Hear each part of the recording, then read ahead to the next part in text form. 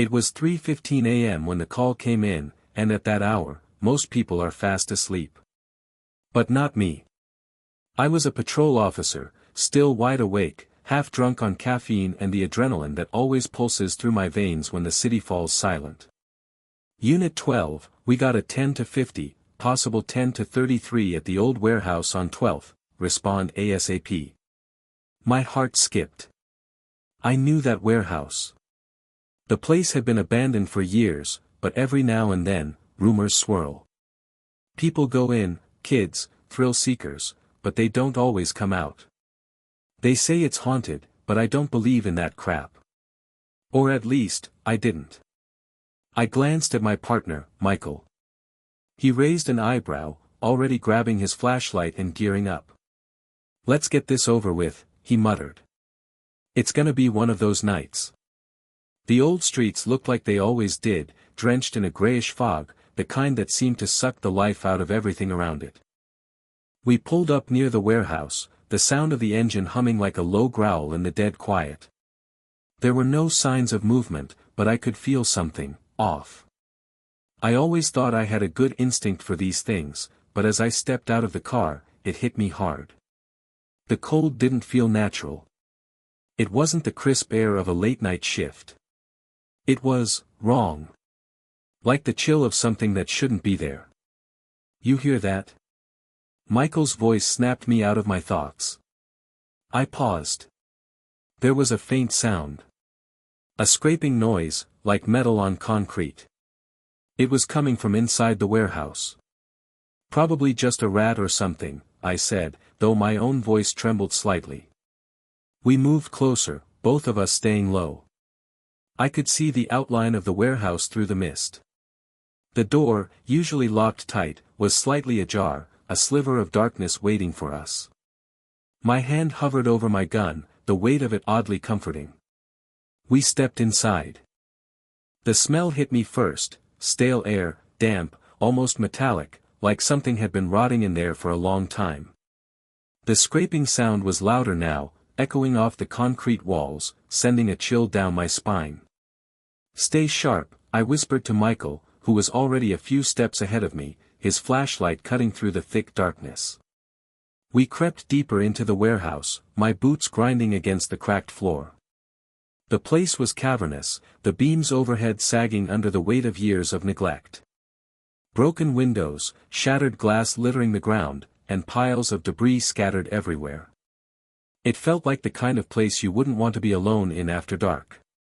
Another scraping noise, but this time it was closer, right behind us. I spun around, heart racing, but there was nothing there.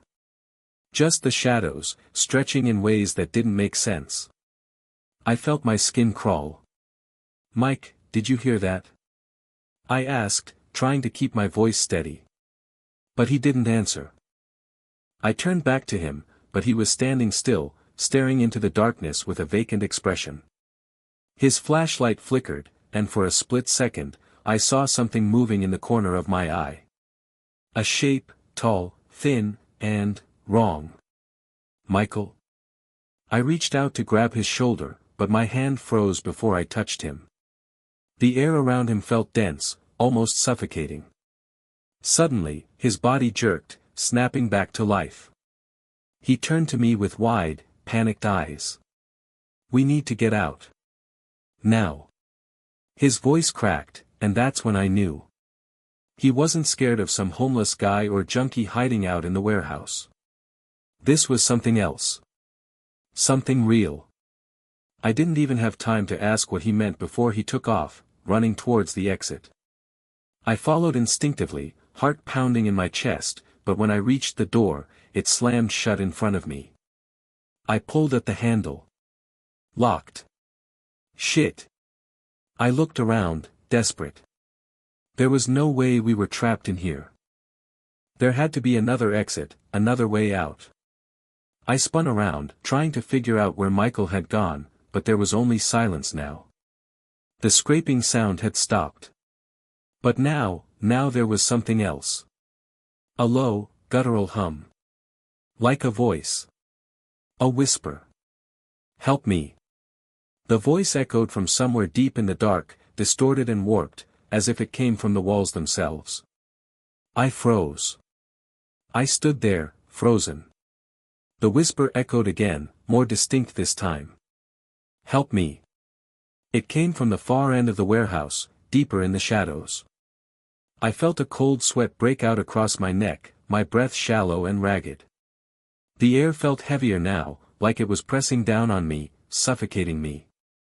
Michael was nowhere to be seen, but the door I had just tried to open remained locked, unyielding.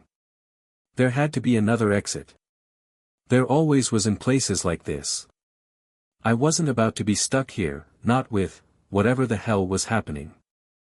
I took a deep breath and, despite every nerve in my body screaming at me to run, I moved towards the source of the whisper. Each step felt like it took forever, and the hairs on the back of my neck stood up, alert to every sound in the dark. My flashlight flickered as I moved, casting long, creeping shadows across the walls, making the place look even more sinister. I reached a narrow hallway at the back of the warehouse, barely wide enough for me to turn around in. The hum was louder now, vibrating in my chest like it was coming from inside the walls. I reached out, pressing my hand against the cold surface, hoping for some sign that I wasn't completely losing it. Then I heard it. A low, scraping noise. Right behind me. I spun around, gun drawn. My heart was hammering in my chest, and the flashlight bounced erratically across the walls, but there was nothing. The hallway stretched on, endless and empty. I was losing my mind. But then the whisper came again, clearer this time. "Help me. Please." It wasn't a voice. It was more like a thought, something that seemed to seep into my head, making me feel like I was being drawn in. "Who are you?" I shouted into the darkness, trying to steady my trembling hands. "What the hell do you want?" The only answer was silence. But just as I was about to take another step, I caught movement out of the corner of my eye. There, at the far end of the hallway, was Michael. His eyes were wide, glazed over, staring at nothing. He was standing completely still, his body unnaturally rigid, like a mannequin frozen in place. He didn't even blink. "Michael?" I called out, my voice strained, but he didn't respond. He didn't move. It was then I saw it, something was crawling out from behind him, slithering along the floor like a shadow made of darkness itself. I took a hesitant step forward, my flashlight shaking in my hand, but the beam of light barely seemed to penetrate the thick darkness surrounding Michael. The thing that was slithering toward him was so subtle at first, like a long, fluid shadow stretching across the floor, its shape constantly shifting as though it was made of the night itself. It was moving with an unnatural speed, its form twisting, reaching toward Michael like it had some kind of unholy intent. "Michael!" I yelled, this time louder, more desperate, but there was no reaction. It was like he was in some kind of trance, completely unaware of the thing crawling toward him. The shadow-like entity reached Michael's legs, wrapping around them as if it were a sentient coil, and for a moment, I thought I saw something flash, a pair of eyes, cold and lifeless, in the blackness of the figure. I took another step forward, but the moment I did, the thing froze. The air became thick and charged, like a static charge building up. The hairs on my neck stood on end, and I could feel the weight of it pressing down on me. My heart was pounding so loud it drowned out everything else. I was suffocating, trapped in some kind of invisible vice. "Michael!" I screamed, but still, he didn't move. I couldn't just leave him there, even though every instinct in me told me to run, get out, get to safety. I wasn't thinking clearly anymore. The darkness seemed to be alive, pressing in from all sides, and I knew that if I didn't do something, we'd both be swallowed by it. I sprinted forward, grabbing Michael by the shoulders and shaking him violently. "Mike, come on, snap out of it." Suddenly, his body jerked, his head snapping up to look at me with wide, unblinking eyes. But there was nothing human in them. No recognition. Just pure, unrelenting emptiness. Before I could react, he opened his mouth, but it wasn't his voice that came out. It was a distorted, rasping hiss. "Get out, leave this place." And then, in the blink of an eye, the thing, whatever it was, wrapped itself around Michael's torso, dragging him backward into the shadows. His body spasmed, his mouth opened in a silent scream, but there was nothing I could do. I was paralyzed, watching him vanish into the dark. Then, all at once, the warehouse seemed to come alive. The floor beneath me vibrated with some unseen force. The walls groaned, and the whispering voices returned, louder now, all around me. The room began to close in on me, like it was constricting, suffocating me. I had to get out. I couldn't breathe. The air was so thick it felt like I was trying to inhale through a wet cloth. I staggered back, trying to take control of my body, my thoughts, but everything was spinning. The whispering voices were getting louder, filling every corner, crawling into my skull, making me feel like I was losing my mind. "Get out, leave this place." I heard Michael's voice again, but it wasn't him.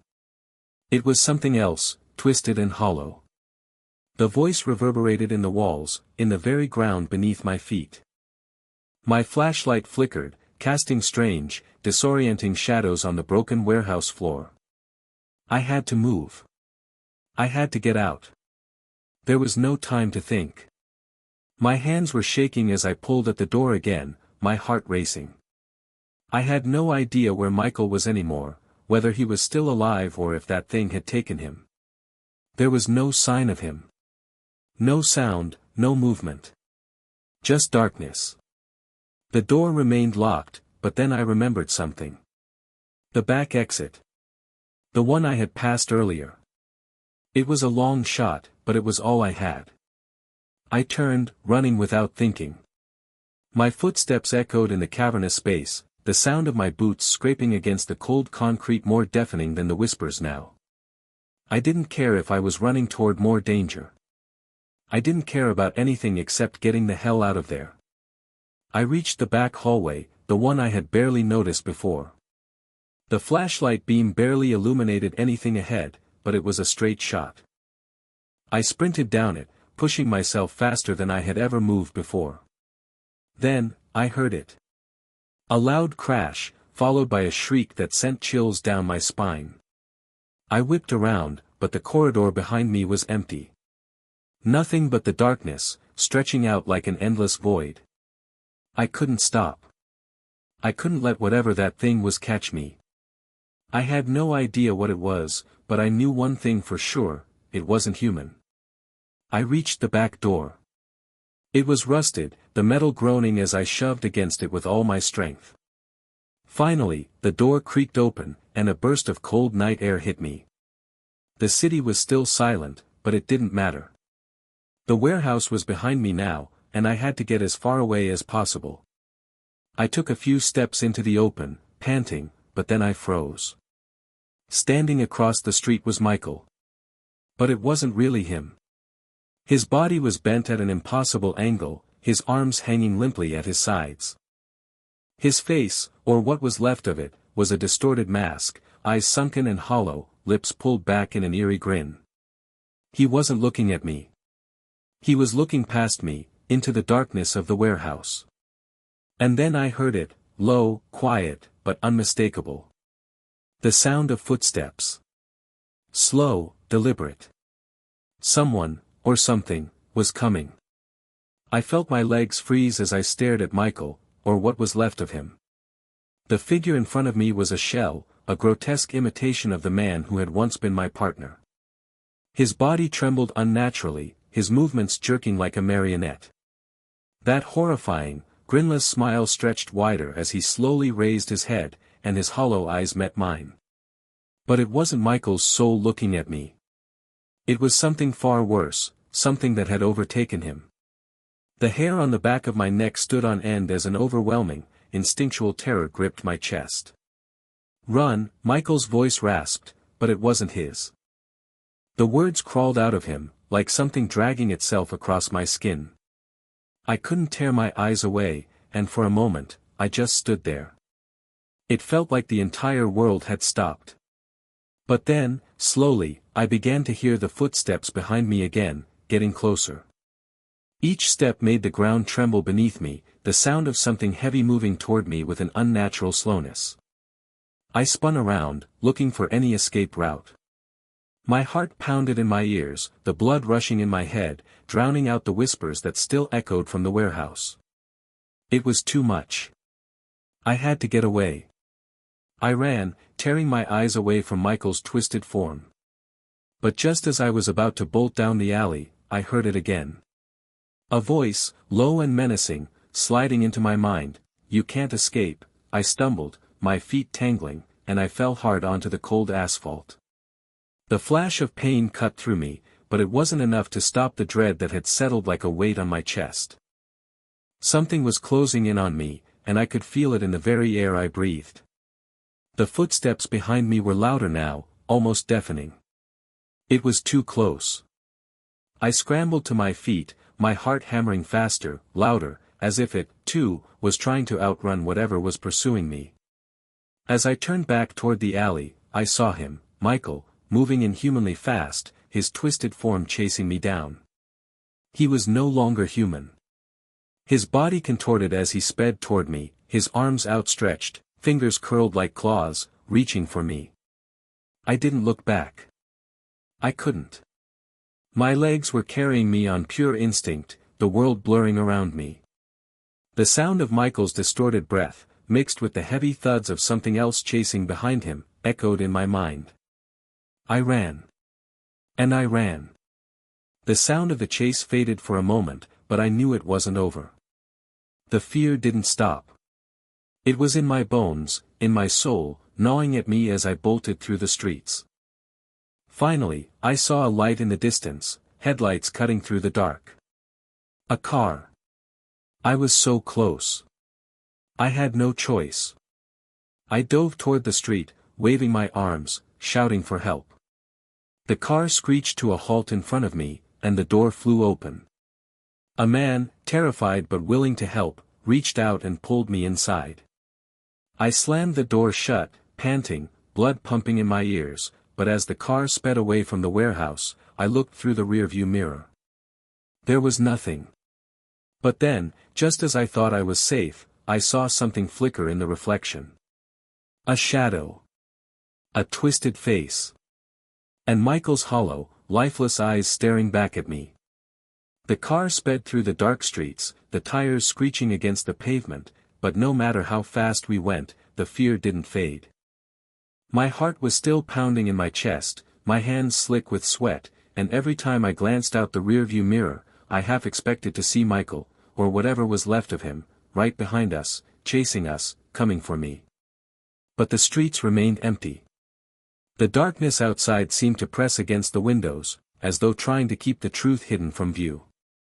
The man driving, a stranger whose name I hadn't even asked, kept glancing nervously at me, unsure of what had just happened, but he didn't say anything. He didn't need to. I could feel the terror in his silence. He was as trapped in the moment as I was. The road stretched on, the headlights casting long shadows on the deserted street. "Are you okay?" he asked, breaking the silence after what felt like an eternity. I couldn't answer. How could I? How could I explain what I had just seen? The grotesque thing that had taken Michael. The whispers, the feeling of being hunted by something I couldn't even comprehend. I was numb. My mouth felt dry, like I had swallowed gravel. I couldn't speak. The car finally came to a stop at a red light, and for a split second, I thought I saw movement in the darkness ahead. A figure, standing still at the edge of the street. It was just a fleeting shadow, and the light turned green, but I couldn't shake the feeling that it had been more than a trick of the eyes. "Let's just get out of here," I muttered under my breath, barely recognizing my own voice. It sounded distant, like it was coming from someone else. The driver nodded, and we kept going. We passed the outskirts of town, heading into the residential area. But even here, in the relative safety of streetlights and houses, I couldn't shake the feeling that something was wrong. Something had followed us. I looked out the side window again. And there it was, a figure moving swiftly through the darkness, too fast, too fluid to be human. It was tall, too tall, like it was gliding along the ground instead of walking. "Stop the car!" I shouted, panic rising in my throat. "Stop the damn car!" The driver slammed on the brakes, but before we could even process what was happening, the car was jolted forward. A heavy weight crashed against the back of it, sending us both forward in our seats. I gasped, heart pounding. Something had slammed into the car, something big, something that wasn't supposed to be there. I whipped my head around, but the rearview mirror was empty. The car was now eerily still. I didn't care if the driver was scared. I didn't care about anything anymore. I knew I wasn't getting out of this without facing it. The thing that had taken Michael, the thing that had haunted this place, was still out there. And it wasn't finished with me. The car lurched forward again, but this time I felt it. The heavy weight pushing against the back, forcing us forward as if some unseen hand was trying to pull us into the depths of the night. I could hear the rattling of the trunk, the sounds of metal scraping against metal. Whatever it was there. The driver panicked, slamming his foot on the gas pedal. "What the hell is that?" he shouted, his voice trembling with fear. I didn't answer. I couldn't. I knew exactly what it was. It was the thing from the warehouse, the shadow that had taken Michael. It was here, with us, and it wasn't going to stop until it had me. I looked around, desperate. We were still on a quiet road, but it felt like we were miles away from safety. The streets were empty, and the houses on either side were dark, lifeless. No one was awake. No one was there to help. "Stop the car!" I screamed again, but the driver was too far gone in his own panic to hear me. He was looking in the rearview mirror, his hands trembling on the wheel. I turned to look, just in time to see it, a shadow, moving fast, crossing the street behind us, too large to be a person. It was gaining on us. My heart hammered in my chest as I reached for the door handle, my mind spinning with a single thought: I have to get out. I have to survive. But the moment I touched the handle, the car was slammed again, this time harder. The entire vehicle jerked to the side, throwing me against the door. I gasped, my breath stolen by the force of the impact. My head spun as I tried to regain my bearings, but the shadow in the rearview mirror was getting closer, and closer.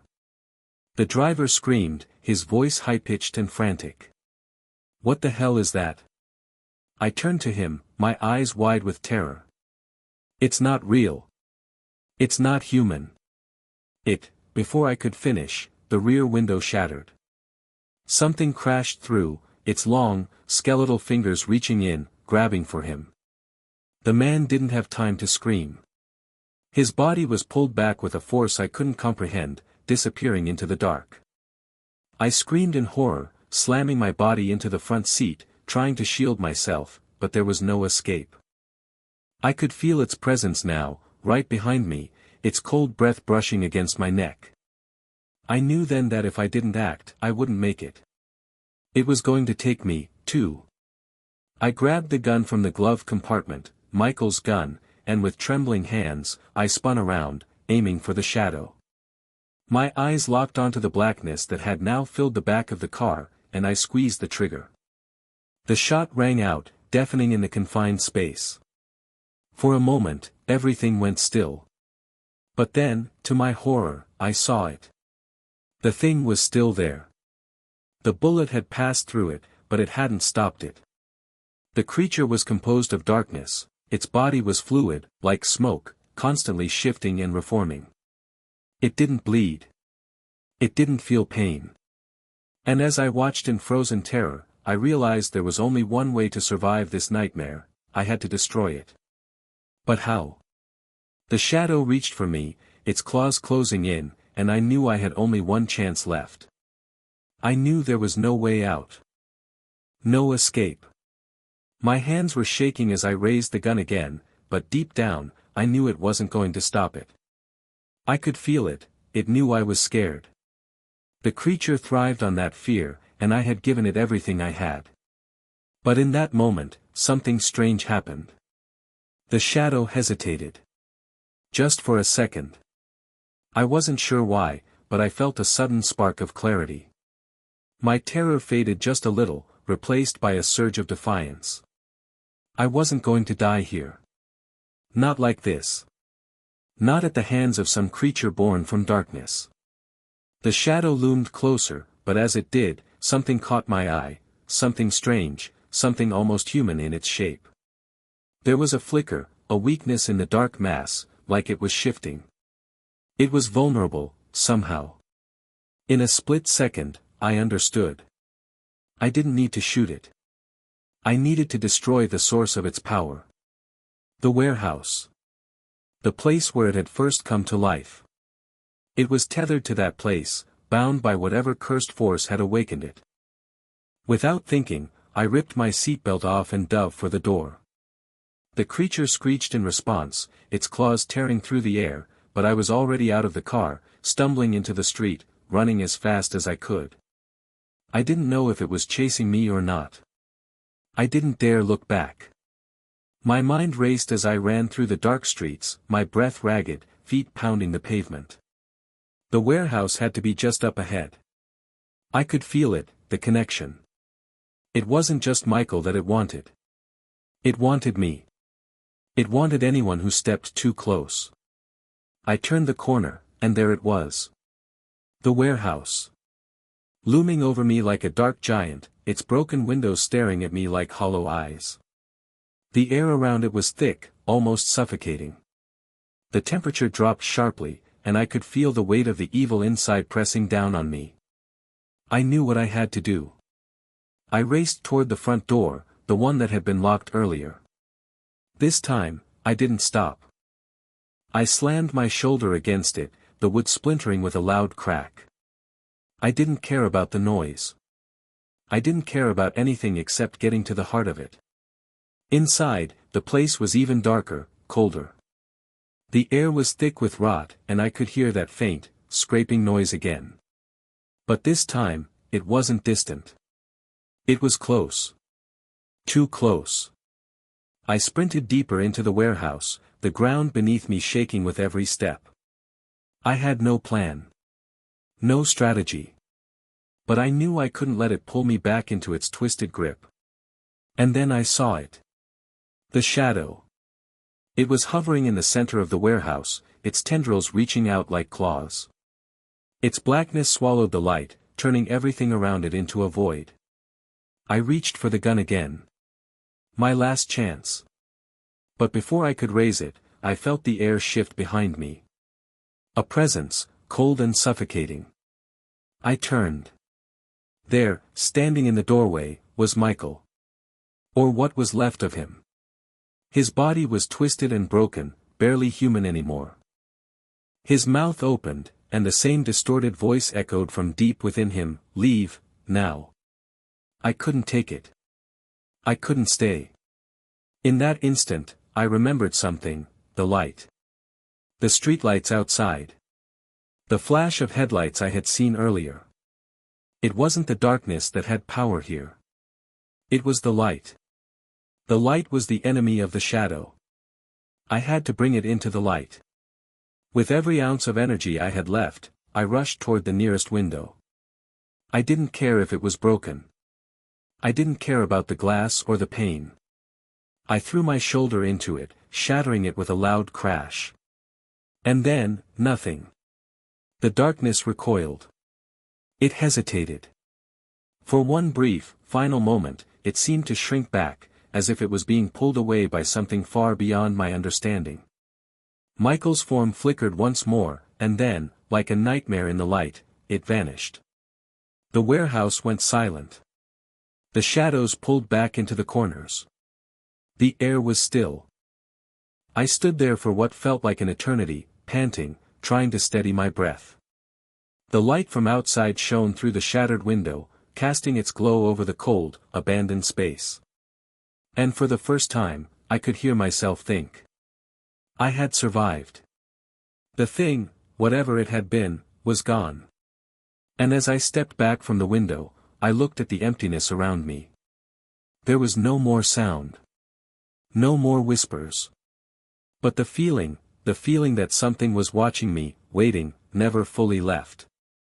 It was always there, lingering in the back of my mind. And maybe that was the worst part of all. Because I knew deep down, that thing wasn't gone for good. It was still out there. And it would wait.